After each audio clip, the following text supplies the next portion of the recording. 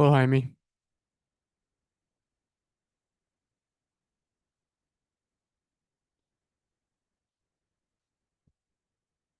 No worries. I have few more Can you see me? minutes. Oh, there you go. I can see you, Jaime. Hello, Amber, Divya. I'm better now.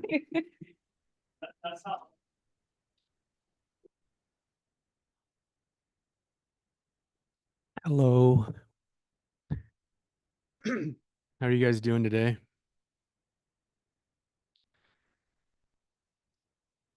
It's funny, I get these emails since I changed the time from 3 o'clock Mountain to 2 o'clock Mountain, I get these emails after the fact, actually in real time, letting me know when people are trying to sign in for the 3 o'clock. And I'm like, man, I That felt like I happened to covered all my, us last week. what's that? I said that happened to a couple of us actually four of us that Did, we joined in at Tree Mountain. okay, did you show up there at 3 o'clock? Hmm. Okay. Yeah, Yeah, I by the ended way, up, did you show up as well, Amber? no, I showed up at two, but I ended up with two different meeting invites on my calendar. So I figured I would just dial in at two, and if that one was the wrong one, I would just show up an hour later. Yeah, I tried to cover my bases as far as like notifying folks via email as well as on the Slack, the NSA Slack community. But going forward, I'm planning to do this at 2 o'clock Mountain Time. And I thought I had all my bases covered, but I know that when you add a calendar invite or a calendar event to your calendar, like it gets pretty sticky. I can't delete that for people. Um, But anyway, I guess people will figure it out. By the way, when you jumped into the 3 o'clock, Divya, did you were you able to see everybody else? Yes, Oh, you were. Okay. that's how I know there were three other people who had the same whatever, incorrect time. Got And it. I was still Okay. recording, by the way. It was still recording. Okay. Yeah, So you guys had your own coffee without a recruiter.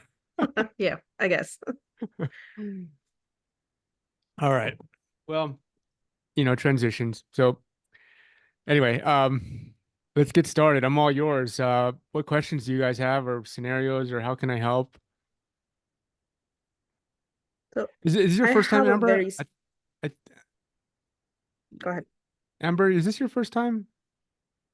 There've been a few of them that I just kind of listen in on. Okay, okay. All right. Yeah, I'm in the long time listener, first time caller, or whatever. Awesome. I love it. Sorry, David, to interrupt you. You had a question or comment? No, that's fine. It's my very first time, so I don't really know the protocol, whether we Oh, yeah, just yeah. jump Okay. in or Okay. Yeah.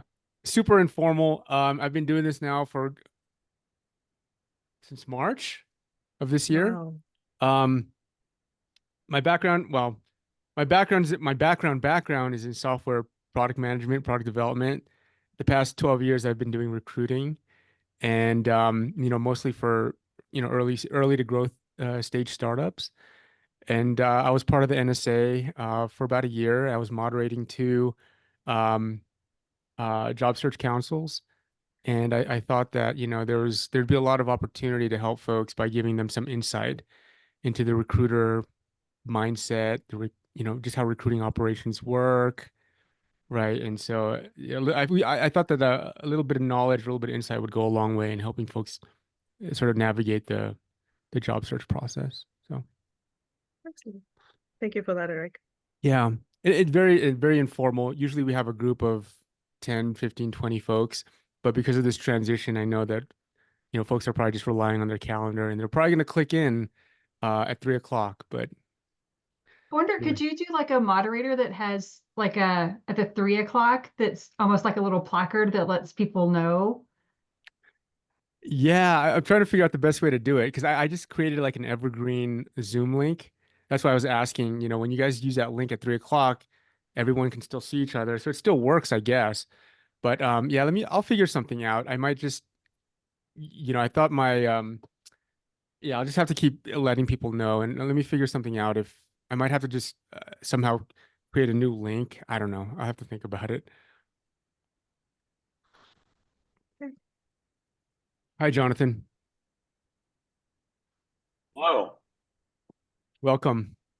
Thank you. First time joining. Nice to meet everyone. Oh, awesome. You missed the spiel.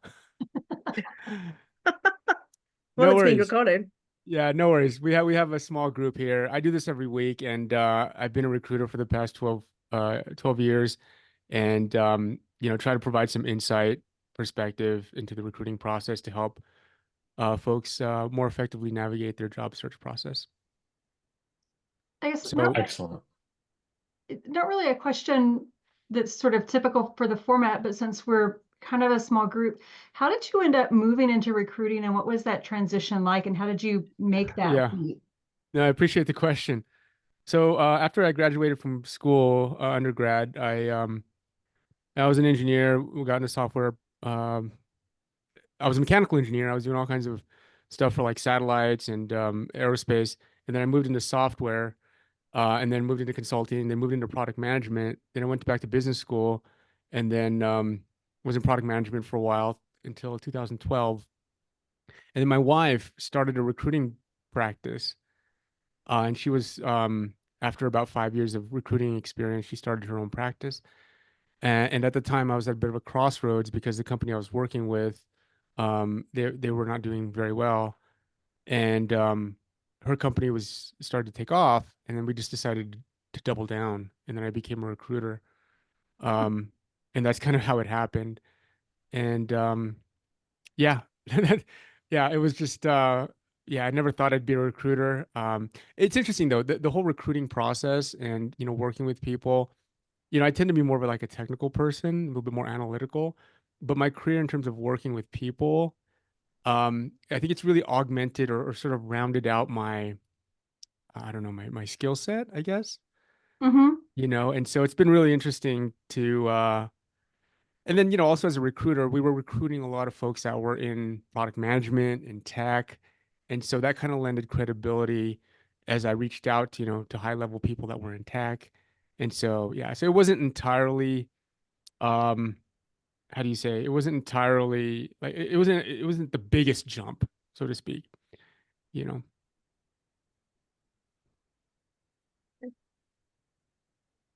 Eric, I have a specific situation, so I want to give others the opportunity if they have a less specific or more general question to ask. Go for it, Divya. Okay, so I've been interviewing with this really large e-commerce company, for the longest time. It's been a couple of months now. In general, they've been super slow between steps, and they haven't given me any clarity on how many interviews to expect or what the timeline is, despite having asked multiple times. In the midst of all of that, the recruiter even got changed. I think the previous recruiter went off on maternity, and so now they have Mm, somebody else covering her.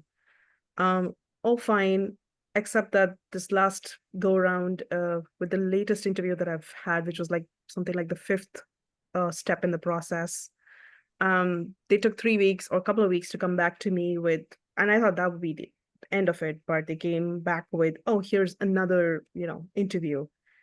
And since then, it's been another week has gone by and they haven't even tried to ugh. schedule it yet. Too many red flags, but then it sounds like based on, other folks that I've chatted with on Blind and whatnot, seems to be fairly common with this company. But this one seems to have stretched a little longer than other people's experiences. Based on my chat with the hiring manager, it sounds like he was very frustrated with the bureaucracy and how slow the whole thing moves. And I'm Hmm. wondering if there is a place where I can now leverage that, and while I'm not connected to them, reach out to them directly on LinkedIn, or is that a faux pas? Yeah, so I just a few things here. I'm sorry you're having to go through this process. I think you're in good company, and you're probably well aware of that.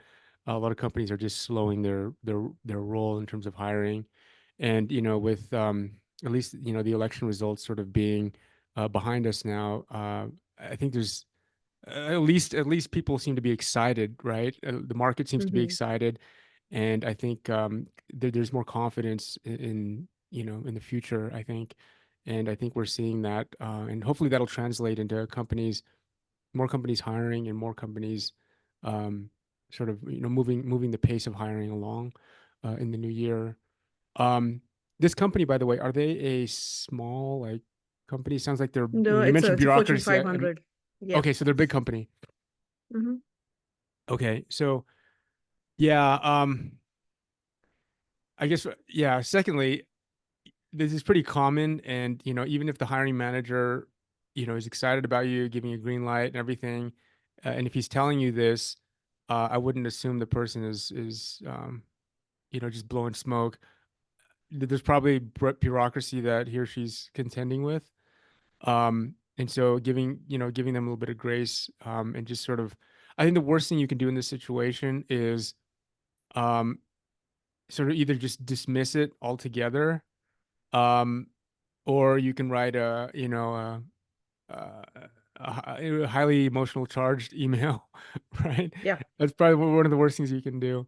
Um, Yep. but it sounds like you have you have some relationship already with the hiring manager. And your question around connecting with that person, um, maybe kind of bypassing your recruiter and whether that might be a faux pas. Yep. I mean, at this point, I don't know that that's a faux pas, especially with sort of the changing of the guard in terms of the recruiter.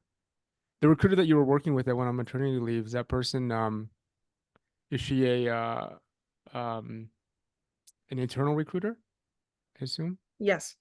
Okay. Sounds, I don't really know whether they have internal recruiters. It's the company based out of Arkansas, Bentonville. Oh, So okay. from what I've heard, it sounds like they have an agency of recruiters or whatever. I'm not really sure, but like they all have Walmart.com or whatever, as Emails. their, yeah. So I Okay. don't really know.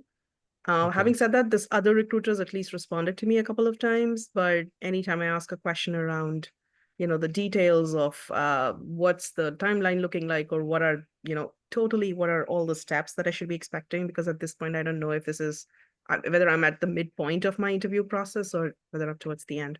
I have no idea. Yeah, it's good to know who you're working with respect to the recruiter, and sort of sizing them up a little bit.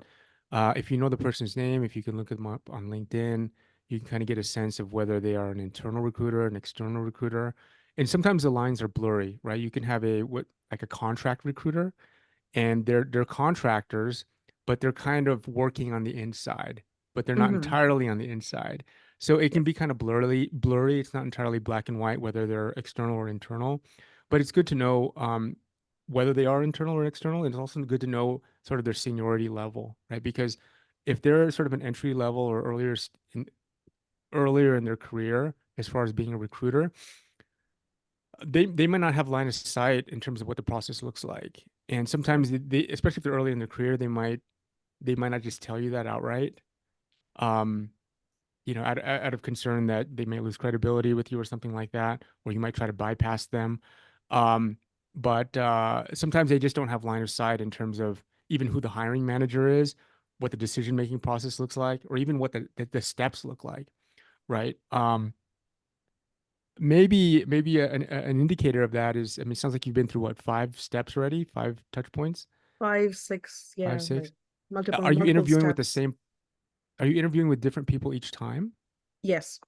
So I've had 2 panel interviews, one take home, one hiring manager round, one peer round. Like, I don't know what else is left. Oh, okay, okay. So, I mean, that based on the list that you just described, it sounded encouraging. Ideally, what you can, like, if you don't know anything about the process and they don't know anything about the process, you could typically infer that if you're meeting different people of higher titles or status within the company, that's an indicator that you're making some progress, right? If you're Hmm. if you're having 5 interviews with the internal recruiter, that's that's kind of Right. a flat kind of thing, right? But Yep. if yeah, so it sounds like you're making some progress, even though you might not know what the end or sort of the path forward might look like. They might not even know, or the recruiter might not even know, That's right? my instinct that they Yeah, don't have clarity yeah. themselves. Yeah. And part of it is there are some incentives for them to just kind of slow things down Oh, I see. in terms of, selfishly a recruiter might want to keep their pipeline warm, in anticipation of headcount opening up maybe in the new year. And they should tell you this stuff, right? But there are unscrupulous recruiters out there, and they're just not transparent, or they might not even know, right? And so their default is just, I'm going to try to keep my pipeline warm. because it saves them work, right? Versus having Mm. letting their pipelines go cold, and then in the new year they have some requisitions that come up. It's like, oh, they got to start this from scratch, right? But this is against a specific requisition that they're interviewing me for, and that still shows it's open. When I check on their workday, it still shows that I'm under consideration. So it's not that I've been rejected from it. I just don't know what the holdup is. Yeah, yeah. Um, yeah, I can only speculate at this point. I mean, usually Yeah. there's a lot of activity, say September, October, and then things start to taper down right about now, going into the holidays. At least what I've seen seasonally, right? Um, but it's hard to speculate. I mean, you probably have a better sense, and your intuitions might be spot on. But I suspect that it's just everyone's just slowing their roll. I mean, what could be happening, right, is that they're sort of keeping you warm, so to speak, because they have other people that are either ahead of you, that Possible. they're Yeah. slow rolling. Um, typically the way these funnels work are, they're largely cohort based, right? So they'll Yeah. formulate a cohort, they'll work the cohort through, and if the recruiter, and usually the recruiter runs point on this, right? If the recruiter starts to feel that this cohort is they're probably not going to have any picks from this cohort, they'll start to spin up another cohort and start to move them through. Mhm. If they feel really confident in that cohort, and a cohort can be anywhere from one to 5 or 6 people, right? Right. Typically. Makes sense. But if they start feeling that the cohort's getting weak, they'll spin up another cohort. So you could be, you know, and the fact that the person either doesn't know or they're not sharing with you sort of insights into where you stand, it's unfortunate. I like to assume that just giving them grace that they probably just don't know. If they're a Yeah. senior recruiter and they've indicated to you that they have line of sight to the hiring manager, they should know. If they're a junior recruiter that's maybe part of a larger team and they have a senior recruiter that's running point with the decision making authorities, then you could probably give them a little grace. They actually probably don't know, right? So especially larger companies where there's hyper specialization and there's different tiers of seniority among recruiters and whatnot, things can get lost too. So that's Yep. why it's a good idea to kind of size up your recruiter and who you're working with. Then you can make some assumptions, sort of about what they're capable of, what kind of line of sight, what kind of information they should have or could have. It's good to get a good sense of the recruiter you're working with. But it sounds like there was a recruiter that left, and now another recruiter stepping in. So you almost have to go back to the drawing board in terms of building a relationship with that person. I mean, I've never even spoken to them, but I've been working now with this latest recruiter for the last month-ish, I guess, given Just how via slowly email. they're, yeah, just via email. I guess Yeah. my question is, is it okay to just bypass them? I've only spoken to the hiring manager once. I'm not connected with them either on email or LinkedIn, but I have been considering reaching out to them on LinkedIn, just basically expressing excitement and just like not writing anything emotional, but basically letting them know I'm still interested. I would do it. Yeah. I wouldn't see that as a faux pas. Like, you have to take matters into your own hands. Um, and I assume that you don't have contact information for the hiring manager as I far as email don't. address. I Yeah. could possibly find it. I do have other people who are working there. They could potentially give it to me. I don't know. Yeah. When you reach out to that person on LinkedIn, I would recommend um, obviously reading their profile and see if they're creating any content or engaging with any content on LinkedIn. So what you True. can do is as you come across anything that they've either written themselves and posted, or comments that they've posted on, or any content that they didn't necessarily create, but maybe resonates with them as evidence through them interacting with it or commenting on it. You can also comment on their comments, Mm-hmm. right? And Makes they get sense. that on their notifications on their LinkedIn app on their phone, and they'll start to see your name more and more, right? And so part of it, this is just uh sort of like marketing and just making sure that your name is more out there, and the more they see your name, the more likely they'll be receptive to a LinkedIn message, right? And so you have to sort of prime it a little bit. That's a great idea. Yeah. Yeah. Cool. If I can hop into Divya on the email, Absolutely.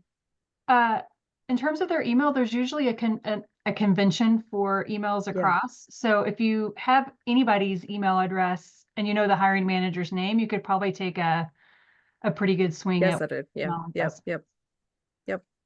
I'm sorry you're going through that. If it helps too, one of the guys in my JSC, he went through something similar, and it was like 3 months of what you're going through, and then and he did end up getting the job offer, but I guess there was some back and forth about what level internally, there was some back and forth about what level they wanted their role to be. Because initially they were imagining something more junior for budgetary reasons, but then they were really impressed with his qualifications. And so then they Nice. had to like rob Peter to pay Paul, so to speak. So it could like, there's maybe some room for optimism. Yeah, yeah. Awesome. Thank you for sharing that, Amber. Yeah, if you can win the hearts and minds of the hiring manager, then obviously they have significant pull. Larger companies, they might not have the entire say, but you know, at least they can, if you can win them, they can kind of work to kind of at least give you some information too, right? Yep. So, Cool. all right. What do you see? What are you guys seeing out there, by the way? You know, now that sort of the election's behind us, and have you guys seen any uptick in activity or? I think it's a sense of Um, optimism, sorry. No, I was just saying, I'm just seeing specific companies suddenly post large number of openings. I don't know if they're really hiring or if, Mhm. it's like you said, they're trying to build their pipeline early on in Mhm. anticipation for next year. Okay. I've gotten a ton, like there were several job applications jobs that I had applied for like in September and October that I've had like 3 callbacks this week. Oh, cool. Nice. And I don't know, it's kind of interesting because when I was doing the recruiter listening tour, I'm in marketing, and they said that a lot of times too, for marketing specific roles, that will slow around election time because the election consumes so much media, that it kind of slows down work that marketing can do because it drives up the cost of. Oh, interesting. And so I've been kind of curious about that, about how much of it is just now that the election's gone and those media cycles are closed. Yeah. Oh, I mean, optimism in oil and gas. Oh, that's right. You are in Houston. Yeah, that sounds exciting. Jonathan, what are you seeing out there? Not a ton. I mean, I'm sort of newer to the job hunting process. We just had a kid in August, so that was a lot of my focus. But Congrats. no, thanks. Yeah. But recently, just putting a lot of word out. I'm not hearing a lot back yet, so it might just be that there's a flood of activity post-election, and I'm sort of caught in the wave. But not hearing a ton back, to be honest. Yeah. Yeah, I wouldn't expect to get too much better, in the next few weeks, but there's always companies that are sort of anticipating the beginning of the year, and they might try to get a head start in terms of posting and starting to build out their pipelines, but sort of hit or miss. The last few weeks of the year are just kind of, you don't know what's going to happen. It's usually quiet. So,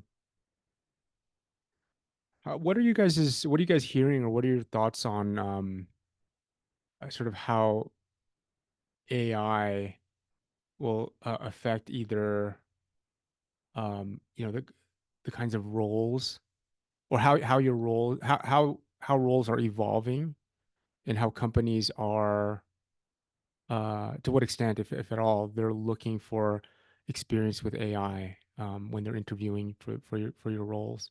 Have you seen anything? I guess what are you guys seeing out there with respect to AI?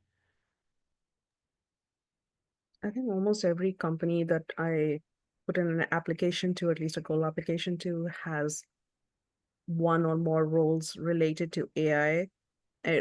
Sometimes it's a natural progression, like especially when it comes to like stuff like like the chatbots and whatnot. Having Yeah. AI within that makes sense. But there are other places where it just feels like it's forced and they just want to show that they're, Mm, in step with the times than any real requirement of AI. okay. I'm wondering if, just throwing this out there, like a product management job description 2 years ago, like how that position looks now based on what you're seeing, whether it's product, software development, marketing, whatever. I'm wondering what you guys are seeing, if anything, in terms of any changes. Familiarity with LLMs. I think that just seems to be everywhere.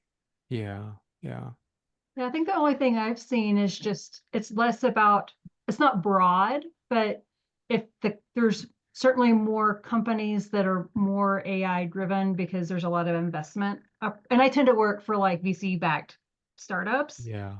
And so there's a lot of money going in that direction. So a lot of those companies are spooling up. So they're looking for people with AI, but in Mhm. but I haven't seen a change in terms of like any other company where like the product itself isn't dependent on LLMs or generative AI or anything like that. Okay. Um, Yeah, that's consistent with what I've been seeing. I haven't, based on what I've seen, the job descriptions haven't changed much, you know, um, which is a little bit interesting. Maybe it's just sort of indicative of maybe a slower adoption rate, or maybe because what I would expect is that, organizations will start to evolve where, um, let's say a mid-level or a senior level, just say product manager can um can start to do more with less, whether it's, less of a team. And I would think that these job descriptions would evolve to be a bit more about um, their ability to, use some of this new technology um to sort of amplify their capacity and their capabilities. Um, but it doesn't sound like too much of that is out there in terms of job descriptions or requirements in job description. no, I could see that being something that over the next few years it becomes, and this is something I've been talking about to some other marketers of getting comfortable with using AI and figuring out how to use it to be basically to be more productive in my job. Yeah. Um, not that it's a requirement, but it becomes a tool that I can use to be more effective and more productive in my job versus like a hard requirement. Yeah. Yeah. Um, something else that I was thinking of when you were talking just then too was I have some friends who work for like big multinational firms. And some of those companies are starting to pilot things like Microsoft Copilot. And so that I could see that being a new kind of job that emerges probably a couple of years out as companies start adopting these generative AI tools to facilitate knowledge sharing internally. Hmm. They're going to need people who know how to prompt and can write guides and can facilitate the Yeah. actual like adoption and uptake and effective use of it. Yeah. Yeah. Yeah, that's some of the stuff that I'm actually working on right now is just even internally for our own operations. For example, like we have a whole bunch of standard operating procedures, and a lot of times they're just tied up into the equivalent of a filing cabinet. And how do you make that accessible, right time, right place, right presentation, so that it can be useful to our teams? And yeah, so I think there's a lot of folks that are building these tools, but I'm also wondering about, like, again, how is the demand, how are requirements for job descriptions and positions evolving, um as a function of these tools and these technologies. um it'll be interesting to see, as things pick up, crossing my fingers, in 2025, what hiring, eh, how hiring is going to evolve and how job descriptions are going to evolve. Let's say you have, headcount for 10 people on your marketing team. Are they going to hire sort of an even distribution of senior, mid-level, and entry-level talent? Or is it going to be sort of weighted more on the senior level or mid-level? I don't know. How does the AI tools sort of affect that distribution of just seniority across, let's say, a marketing team? You know, anyway, these are some things I'm like wondering about, if there's anything you guys are seeing out there. Maybe it's just something to keep an eye out on. Yeah, no, that's pretty interesting. You know. Um, I know in my last role, I used generative AI for a lot of um, was more of an SEO play. So having headlines and keywords that I knew I wanted to position for and coming up with content ideas. Hmm. And I know there was some anxiety about like AI's ability to displace marketers, but I would be more concerned about a really talented intern at this point than AI being able to do my job without some guidance. So, yeah, recruiting has been really slow the past 2 years, and my wife, my partner, and I, we've been sort of shifting towards higher volume recruiting in terms of offshore virtual assistant talent. These are people in the Philippines, and these folks that have been working with us, they've just been ramping up so quickly on AI and what they're capable of doing, and the volume of their output now. It's tremendous. So to your point about like a capable intern, they can produce a lot. You know, Yeah. the I mean, the intern now has their equivalent of interns, right? That they're bringing to bear if they have know-how to wield these tools in these different ways, right? And yeah, so yeah, maybe it's something too that if you guys have if you guys aren't already really kind of maybe being able to speak to these kinds of things, and what role does AI play in your own position, in your own role?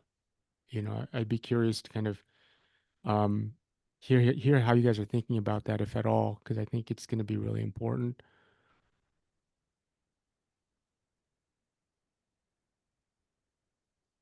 I think too, just something that I've been using is I'm a big fan of LinkedIn has the partnership with Perplexity. And I've been using Perplexity to watch the job market on a week-to-week basis and see like I'll upload my candidate market fit and my resume and have it also analyze data from different sources to try to help me adapt my strategy in terms of industries that I should be focusing on or avoiding. Hmm. Um, I also have it look at like, as I find jobs that I'm interested in, do research on any signals that it can find on the stability of the company. Yeah. Because I love startups. There's a lot of things I love about them, but it also really stinks when they in a tight capital market. Yeah. Yeah. Yeah. Yeah. Perplexity is amazing. It's like your little intern researcher in a box, right? I don't even use Google anymore. Actually, I only use Google for like looking for links. Like if I want a website and I don't know the name of the website, or I don't know the URL, I'll use Google, but I don't use Google anymore other than that. I just use Perplexity. Um, but yeah, it's really powerful. Um, all right, we're at the bottom of the hour here. Do you guys have any other questions or anything you want to talk about? Otherwise, we can resume next week. All right, well, appreciate you guys. Spread the word if folks are confused about 3 o'clock going to 2 o'clock. I will also sort of continue to let folks know. But appreciate you guys, and if there's anything I can do to help, let me know. Thank you, Eric, for spending the Thanks. time. Okay, Thanks, thank you Eric. guys. Appreciate it. Bye.